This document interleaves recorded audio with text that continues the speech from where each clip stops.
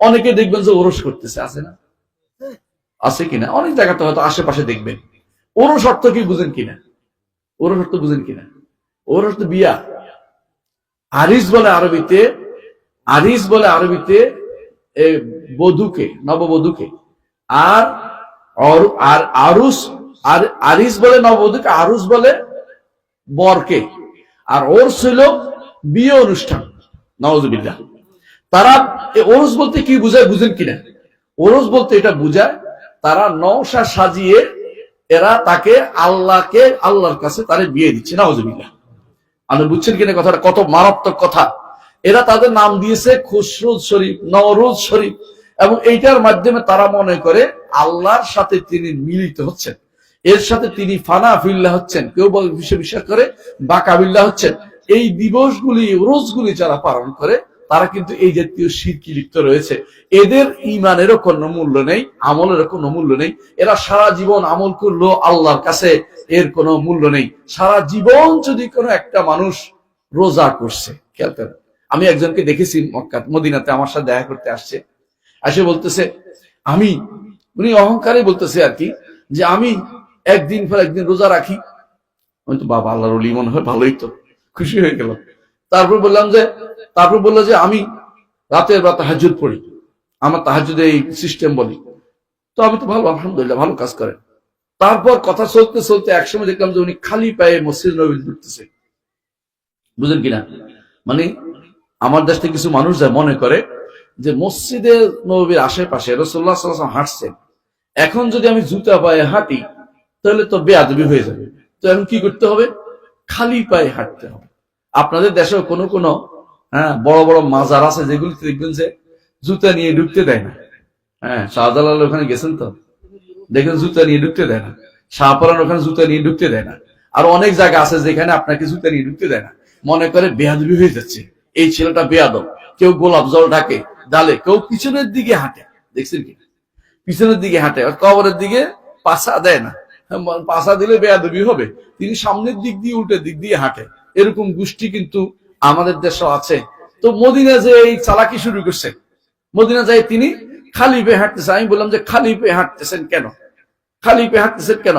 এই ময়লাগুলি মসজিদে ঢুকাচ্ছেন। আমি উল্টে দিকে বললাম ময়লাগুলি মসজিদে ঢুকাচ্ছেন। বলছে এটা হচ্ছে আমার রসুলের মহব্বতে আমি খালি পেয়ে হাঁটতেছি। তাহলে এই কাজটা কি আল্লাহ রসুলের সাহাবীরা করছেন?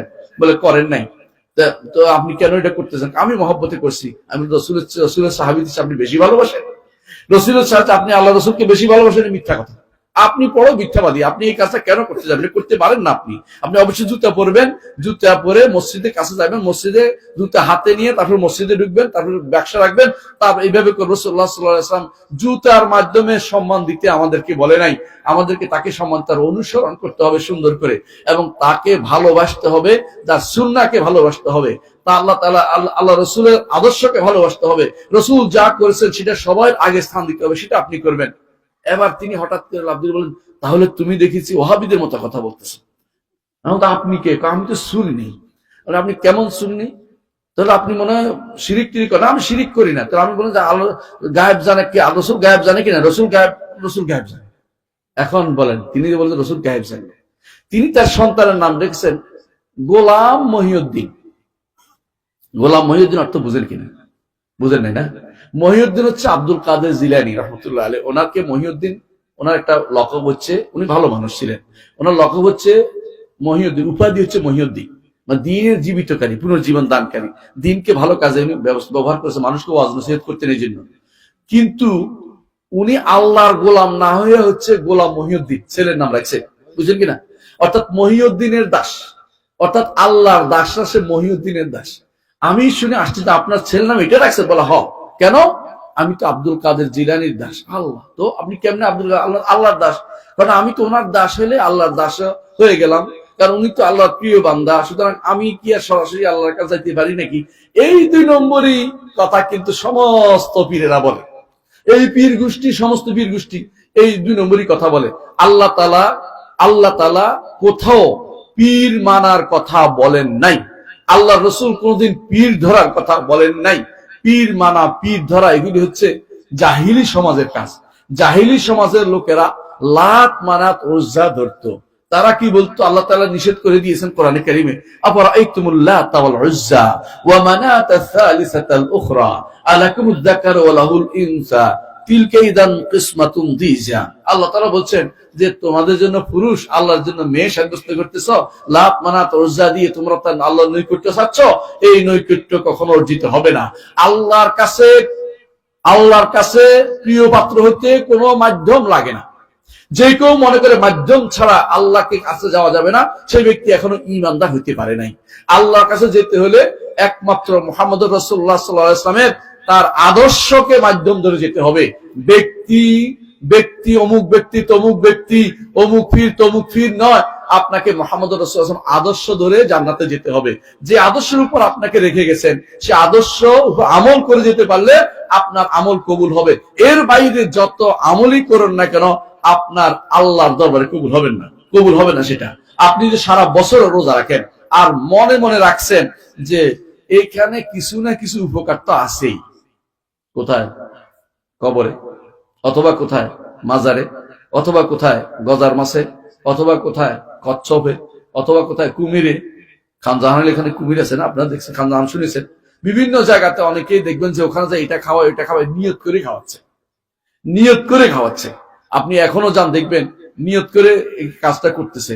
আপনাদের পরিবার অনেক ভালো, আপনাদের এলাকার বিশ্বাস, কিন্তু অনেক জায়গায় বাংলাদেশে এখন এমনও আছে যারা ওই সমস্ত জায়গাতে প্রতি শুক্রবার হতে শুরু করে বৃহস্পতিবার শুক্রবার আপনি দেখবেন শত শত গাড়ি যাচ্ছে শাহজালালের মাজারে। কেন যায় বলেন তো? সবাই কি জিয়ারতের জন্য যায়? না, জিয়ারতের জন্য তো বাপের কবর মার কবর জিয়ারত করলে হয়। জিয়ারতের জন্য যে উদ্দেশ্য হয়, বাপ মার কবর জিয়ারতের জন্য গেলেই তো হয়। সবাই কি জন্য যায় আপনি কি জানেন? সবাই যায় তার উদ্দেশ্য সাধন হবে। কেউ যদি মনে করে তার উদ্দেশ্য সাধন হবে, কোথায় গেলে? অমুক মাজারে গেলে, অমুক পীরের কাছে গেলে, অমুক উরসে অংশগ্রহণ করলে, অমুক পীরকে ধরলে, তাহলে সে ব্যক্তি মুশরিক, সে ব্যক্তি কাফের, সে ব্যক্তি কোনো আমল আল্লাহর দরবারে কবুল হবে না। সে ব্যক্তি আবু জাহলের চেয়ে খারাপ, সে ব্যক্তি আবু লাহাবের চেয়ে খারাপ, সে ব্যক্তি উবাই ইবনে কাব, উবাই ইবনে খালাব তার চেয়েও খারাপ, অর্থাৎ উবাই ইবনে খালাবের চেয়ে সে ব্যক্তি খারাপ। এটা আমি কেন বলছি? কারণ এই ব্যক্তিরা তারা যেটা করতো সেটা অন্তত তারা এটা বলতো ভালো মন্দের মালিক হচ্ছে আল্লাহ, এরা শুধু সুপারিশ করবে, এটা বলতো লাত মানাত উজ্জা। আর এই ব্যক্তি ভালো মন্দ খুঁজতে গেছে কবরের কাছে, কবরওয়ালা নিজে বিপদে আছে, আর এই ব্যক্তি কবরের কাছে খুঁজতে গেছে। এই ব্যক্তির মতো দুর্ভাগা আল্লাহর দুনিয়াতে আর কেউ নেই। সুতরাং আমল করে লাভ হচ্ছে না। এই কষ্ট করে খুদ পিপাসা দিয়ে আপনি কষ্ট করছেন, কিন্তু সামান্য একটু আপনার শিরিক আছে, সামান্য একটু কুফরি হয়েছে, আপনার আমল আল্লাহর দরবারে গ্রহণযোগ্য হচ্ছে না। এই জন্য আল্লাহ তাআলা কোরআনে কারীম বলেছেন যে এরা হচ্ছে আমল করে ক্ষতিগ্রস্ত। এরপর আল্লাহ বলছেন উলাইকাল্লাযীনা কাফারু বিআয়াতি রাব্বিহিম ওয়া লিকাইহি, এরাই সেই সম্প্রদায় যারা আল্লাহর আয়াতের সাথে কুফরি করেছে। আল্লাহর আয়াত বুঝেন কিনা? আল্লাহ তাআলার আয়াত হচ্ছে নিদর্শন। আল্লাহ নিদর্শনগুলি কোরআনও আল্লাহ নিদর্শন, আবার প্রাকৃতিক নিদর্শন, উভয়ের সাথে কুফরি করছে। আল্লাহ তাআলা কোরআনে কারীমে বারবার বলেছেন যে ওয়া ইয়ামসাসকাল্লাহু বিদুররিন ফালা কাশিফা লাহু, যদি আপনার কোনো ক্ষতি হয়, এ থেকে আপনাকে মুক্তি দিতে পারে একমাত্র আল্লাহ, আর কেউ আপনাকে এই ক্ষতি থেকে মুক্তি দিতে পারে না। আপনি যদি অন্যের কারো কাছে যান, তাহলে আপনাকে মনে করতে হবে যে আপনি ওর কাছে আশা করছেন যে সে আপনার কোনো উপকার করে দিবে। আল্লাহর নবীকে আল্লাহ বলতেছেন যে আপনি যদি ক্ষতিগ্রস্ত হন, ক্ষতি থেকে মুক্তি একমাত্র আল্লাহই দিতে পারে, আর কেউ আপনাকে কোনোদিন এই ক্ষতি থেকে মুক্তি দিতে পারে না। আবার তিনি ঘোষণা করতে বলেছেন কুলিন্নী লা আমলিকু লাকুম দাররান ওয়ালা রাশাদা, হে নবী আপনি বলে দিন আমি তোমাদের জন্য ভালো কিংবা মন্দ কোনো কিছু করার ক্ষমতা রাখি না। মুহাম্মদুর রাসূলুল্লাহ সাল্লাল্লাহু আলাইহি ওয়াসাল্লাম আপনাকে বাঁচিয়ে দিবে এই আশায় যদি আপনি রাসূলের কবরের কাছে যান, অথবা দূর থেকে বলেন ইয়া রাসূলুল্লাহ আমার জন্য এই ব্যবস্থাটা করে দিন, অথবা আল্লাহর কাছে বলে দিন, আপনি চাইলেন রাসূলের কাছে, এটাও শিরকে পরিণত হয়ে যাবে। কারণ আপনি রাসূলের কাছে চাচ্ছেন, রাসূলের কাছে চাইতে পারবেন না। সুপারিশ কার কাছে চাইবেন? আল্লাহর কাছে। কারণ সুপারিশের মালিক কে? আল্লাহ। তিনি আপনাকে সুপারিশ, রাসূলকে সুপারিশ করার কথা মনে করিয়ে দিবেন যে এই লোকের জন্য তুমি সুপারিশ করো, এই লোকে আপনার সুপারিশ আমার কাছে চাইছে, আপনার কাছে চাই নাই, তখন আপনি উপকৃত হবেন। কিন্তু যদি রসুলের কাছে সুপারিশ চেয়ে বসেন দুনিয়ার বুকে থাকতে, তাহলে আপনি কিন্তু চিরস্থায়ী জাহান্নামী হয়ে যাবেন। কারণ সুপারিশ আল্লাহ মালিক, আল্লাহ যেটার মালিক অন্যের কাছে সেটা চাওয়া যায় না। ভালো মন্দের মালিক যেমন আল্লাহ, সুপারিশের মালিকও তিনি। আপনার সন্তান দেওয়ার মালিক কে? আল্লাহ। আপনার সম্পদ দেওয়ার মালিক কে? আল্লাহ। চাকরি দেওয়ার মালিক কে? আল্লাহ। আপনাকে সুস্থ করার মালিক কে? আল্লাহ। আপনাকে যদি কেউ মনে করে যে ছেলেকে মেয়ে, মেয়েকে ছেলে অমুক হুজুরে বা অমুক পীরে বানাইতে পারে, সে ব্যক্তি ইমানদার থাকতে পারবে না, সে ব্যক্তি কাফের হয়ে মরবে। যদি না তওবা করে ফিরে আসে, সে ব্যক্তি কাফের হিসেবে মারা যাবে। এই জন্য আল্লাহ তাআলা বলছেন তাদের জীবনের সমস্ত আমল বরবাদ হয়ে গেছে। আল্লাহ তাআলা বলছেন যালিকা জাযাউহুম জাহান্নাম, তাদের পরিণাম হচ্ছে জাহান্নাম। কেন? তারা হচ্ছে হাবিতাত আমালুহুম, তাদের আমল বিনষ্ট হয়ে গেছে।